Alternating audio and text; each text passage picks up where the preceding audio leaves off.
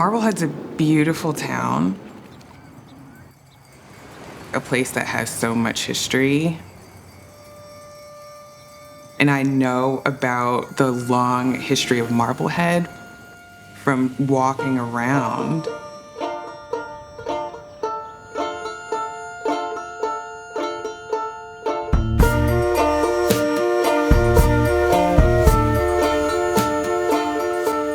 In the mid-1700s, Marblehead was really an urban community, a bustling shipping industry community.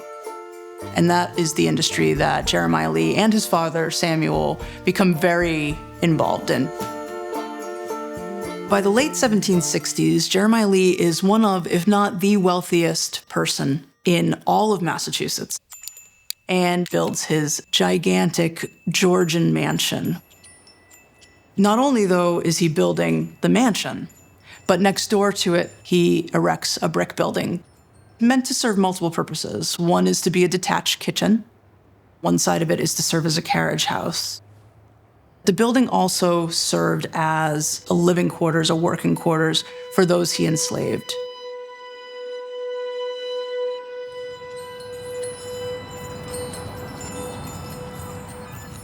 I was participating in figure drawing classes, and I was told that just across the street, there was a museum that was doing an exhibit about enslaved people of Marblehead, and they wanted a Black portrait artist to depict the enslaved people.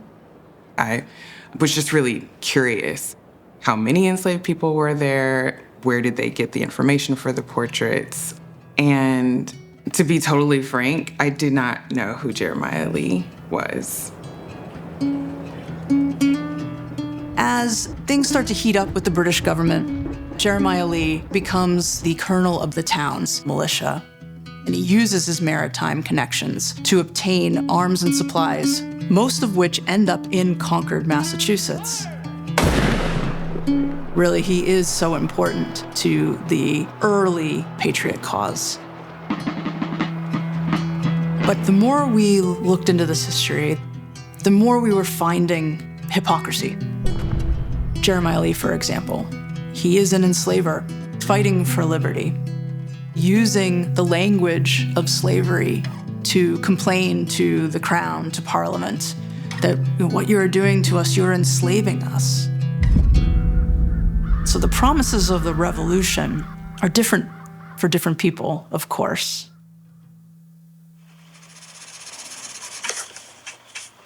Were they a cook? Were they a coachman? Were they a lady's maid?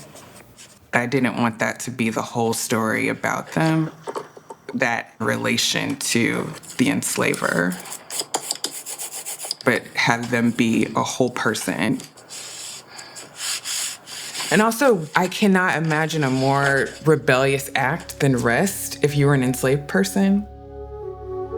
And so I tried to imagine for each person what almost stolen moments of rest might look like. For so many of the people enslaved by Lee and others, so many questions remain. But that's not to say that information about these individuals doesn't exist, because it does. For instance, General John Glover's ledger book that records supplies given to his soldiers.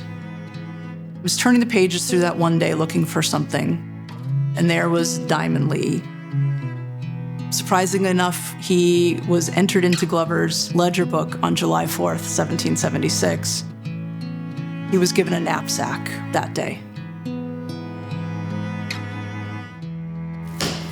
I was really focused on drawing him as a strong, wise elder. The military ledger documentation fed into that. Diamond was likely skilled, and for that reason, he cost more. But also for that reason, he probably had a gravitas, and part of that was drawing him with a proud stature. It was 6 months of drawing, so eventually they became very, very real, and they became individuals to me.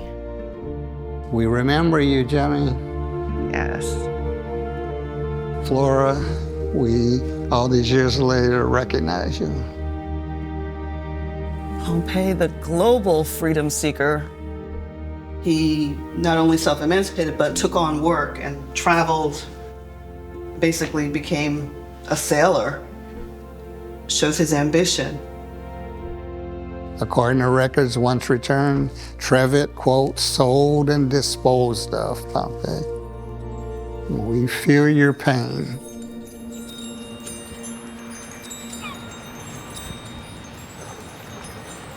The past informs the present.